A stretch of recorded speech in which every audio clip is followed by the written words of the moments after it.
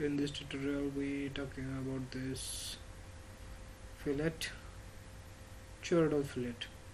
This is the third part in this edge fillet.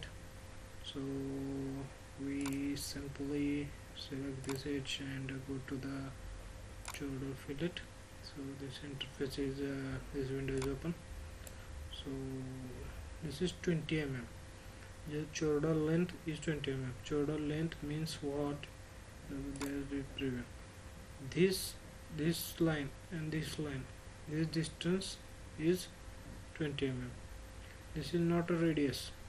This is I told you, this line and this line, in between this distance is 20 mm.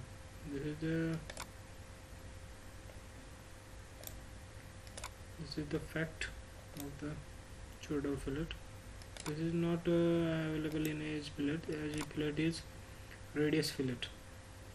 This is also radius fillet, but the distance between this and this is 20. Distance between this and this is not 10. In this previous video we taking this 10 mm, but this is not 10 mm. This radius is 10 mm radius. So that is the difference between this and this. So I hope this video is useful for you. Thank you. See you next.